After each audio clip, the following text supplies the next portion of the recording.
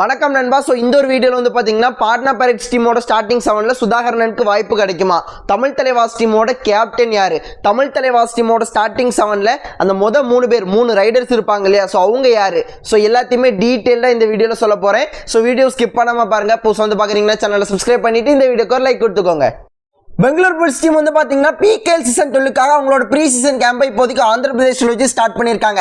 இந்த ஒரு கேம்பில் வந்து பார்த்தீங்கன்னா ஜீவாகுமார் அண்ணன் வந்து இருக்காரு. பிளேயர்ஸ் அப்படின்னு பார்க்கும்போது தீபக், பங்கஜ், சஞ்சய் துல் இந்த மாதிரி நிறைய பிளேயர்ஸ் வந்து இருக்காங்க. அண்ட் கூடிய சீக்கிரம் இன்னும் நிறைய பிளேயர்ஸ் வந்து ஜாயின் பண்ணவும் போகிறாங்க. ஸோ இது வந்து நேற்று ஒரு ரீல்ஸ் மூலமாக அவங்க வந்து கன்ஃபார்ம் பண்ணியிருக்காங்க. அண்ட் இதுக்கு முன்னாடி Gujarat giants team, Puneri Paltan team அவங்களோட கேம்ப் வந்து ஸ்டார்ட் பண்ணுறாங்க அப்படிங்கிற மாதிரி நியூஸஸ் வந்து கிடச்சிச்சு. அதை நான் வந்து சொல்லவும் செஞ்சிருப்பேன். ஆனால் அதன் தொடர்ச்சி இப்போ பெங்களூர் டீம் அவங்களோட கேம்பை வந்து ஸ்டார்ட் பண்ணியிருக்காங்க. ஆனால் இப்போ சொல்ற விஷயம் தான், நிறைய டீம்ஸ் வந்து பாத்தீங்கன்னா அன்அஃபிஷியலா அந்த கேம்ப் வந்து தொடர்ச்சியா நடந்துகிட்டே தான் இருக்கும். முக்கியமான பிளேயர்ஸ் மட்டும் 1 மாசம் 1.5 மாசத்துக்கு முன்னாடி போய் ஜாயின் பண்ணிப்பாங்க. அதை தாண்டி நிறைய டீம்ஸ் அன்அஃபிஷியலா அந்த கேம்ப் வந்து நடந்துகிட்டே தான் இருக்கும். நமக்கு இப்போதைக்கு அஃபிஷியலா 3 டீம்ஸ் தான் தெரிஞ்சிருக்கு. தமிழ் தலைவாஸ் டீமோட ஸ்டார்டிங் 7ல் அர்ஜுன் தேஷ்வால், பவன் ஷெராவத், அப்புறம் வந்து பாத்தீங்கன்னா நரேந்தர் கண்டலா வச்சு ஸ்டார்ட் பண்ணுவாங்கன்னு நினைக்கிறேன். மொயின் சஃபாகியை வந்து பாத்தீங்கன்னா சூப்பர் சப்பா பயன்படுத்தலாம். ஒருத்தர் வந்து கமெண்ட்ல சொல்லியிருந்தாரு, மொயின் சஃபாகியை நீங்க சூப்பர் சப்பா பயன்படுத்தலாம். ஏன்னா நரேந்தர் கண்டலாவா இருக்கட்டும், பவன் ஷெராவத் இருக்கட்டும், இன்ஜுரி கன்சர்ன்ஸ் வந்து நிறைய இருக்கு. அதை தாண்டி அவங்க 2 பேருமே டிஃபென்ஸ்லயும் கான்ட்ரிபியூட் பண்ண முடியும். ஸோ அப்படி இருக்கும்போது அவங்க 2 பேருக்குமே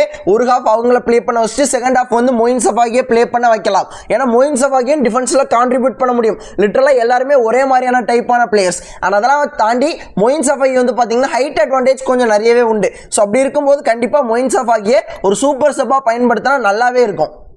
நீங்க சூப்பர் சப்ல விஷால் சகல், மொயின் சஃபாகி, தீராஜ் இந்த மாதிரி நல்ல பிளேயர்ஸ் வந்து இருக்காங்க. ஸோ அவங்கள நீங்க கொண்டு வரது மூலமா உங்களோட மெயின் பிளேயர்ஸ்க்கு வந்து பாத்தீங்கன்னா இன்ஜுரி ஏற்படாம பார்க்கலாம். பவன் ஷெராவத்தா இருக்கட்டும், நரேந்தரா இருக்கட்டும், இன்ஜுரி கன்சர்ன்ஸ் நிறைய இருக்கு. ஸோ அதெல்லாம் வந்து அவாய்ட் பண்ணணும் அப்படின்னா இந்த மாதிரி சூப்பர் சப் நல்ல பிளேயர்ஸ் வந்து பாத்தீங்கன்னா வாய்ப்பு கொடுத்து கரெக்டா பிளே பண்ண வைக்கணும். ஸோ அதனால அவங்களுக்கும் ப்ரெஷர் வந்து கொஞ்சம் இறங்கும்.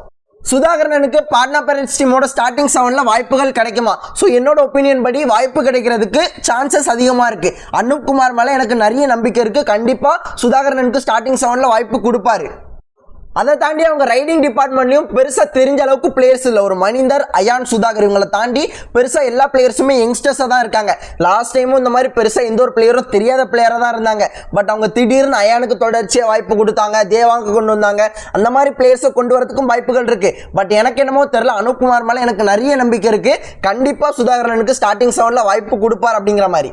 அண்ட் சுதாகரனும் இப்போ ரீசெண்டாக லோக்கல் டோர்னமெண்ட்ஸாக இருக்கட்டும், கடைசியாக நடந்த ஃபெடரேஷன் கப்பாக இருக்கட்டும், எல்லாத்துலேயுமே சூப்பராக ப்ளே பண்ணியிருக்காரு. ஸோ கண்டிப்பாக அவருக்கு வாய்ப்பு கிடைக்கும். Tamil Thalaivas team PKL season 12ல் யார்கிட்ட கேப்டன்ஷிப் கொடுப்பாங்க? என்ன பொறுத்தளவு சாகர்கிட்ட கொடுக்கறது நல்லது அப்படிங்கிற மாதிரி தோணுது. பவன் ஷெராவத்தோ, அர்ஜுன் தேஷ்வாலோ, நரேந்தர்கிட்டலாம் கொடுக்க மாட்டேன். ஏன்னா கடைசி சீசன் அவங்களோட கேம் கொஞ்சம் டவுன் ஆயிருக்கு. ஸோ இப்போ அதை வந்து அவங்க கரெக்டாக இம்ப்ரூவ் பண்ணணும். ஒரு ரைடராகவே அவங்க நிறைய விஷயங்கள் செய்ய வேண்டியது இருக்கு. அதெல்லாம் தாண்டி அவங்களுக்கு வந்து நிறைய இன்ஜுரி கன்சர்ன்ஸ் இருக்கு. அதையுமே ப்ராப்பராக பார்க்கணும். ஸோ நிறைய விஷயங்கள் அவங்க மைண்டுக்குள்ளே ஓடிட்டே இருக்கும். நான் கேப்டன்ஷிப் வந்து பார்த்தீங்கன்னா சாகர்கிட்ட கொடுத்துருவேன். அவர் பெருசாக எந்த ஒரு ப்ரெஷருமே எடுக்க மாட்டார். ரொம்ப ஃப்ரீயாக ப்ளே பண்ணுவாரு. ஒரு ரைடர், ஒரு பவன் ஷெராவத்தை கம்பேர் பண்ணும்போது, அர்ஜுன் தேஷ்வாலை கம்பேர் பண்ணும்போது ஒரு ரைடரா சாகர் வந்து பெர்ஃபெக்ட் சாய்ஸ் அப்படிங்கிற மாதிரி எனக்கு தோணுது.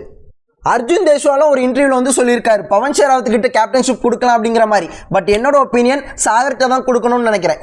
இது வந்து என்னோட opinion. But Tamil Thalaivas team வந்து எனக்கு என்னமோ தெரியல, பவன் ஷெராவத் கிட்ட தான் கேப்டன்ஷிப் கொடுப்பாங்க அப்படிங்கிற மாதிரி தோணுது.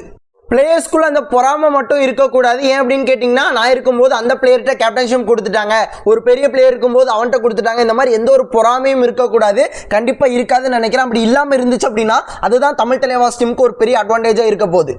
அண்ட் நிறைய பேர் வந்து பார்த்தீங்கன்னா RCB 18 வருஷத்துக்கு அப்புறம் ஜெயிச்சிருக்காங்க, போர்ட்டுகல் வந்து பார்த்தீங்கன்னா ஃபுட்பாலில் ஜெயிச்சிருக்காங்க, அப்புறம் டெஸ்ட் சாம்பியன்ஷிப் வந்து பார்த்தீங்கன்னா சவுத் ஆஃப்ரிக்கா ஜெயிச்சிருக்காங்க. ஸோ இந்த வாட்டி கண்டிப்பாக தமிழ் தலைவாஸ் டீம் ஜெயிப்பாங்க அப்படிங்கிற மாதிரி நிறைய மீம்ஸாக இருக்கட்டும், ரீல்ஸும் நான் பார்க்குறேன். அண்ட் நீங்கள் அந்த ஃபேக்ட் படி பார்த்தீங்க அப்படின்னா இந்த வாட்டி தெலுங்கு டைட்டன்ஸ் டீம் தான் கப்படிக்கணும். ஏன்னா ஃபர்ஸ்ட் சீசன்லேருந்து ப்ளே பண்ணிட்டு இருக்காங்க. தமிழ் தலைவாஸ் டீமை விட தெலுங்கு டைட்டன்ஸ் டீம் மோசமான ரெக்கார்டு வந்து வச்சிருக்காங்க. ஸோ அவங்க வந்து கண்டிப்பாக ஜெயிப்பாங்கன்னு நினைக்கிறேன்.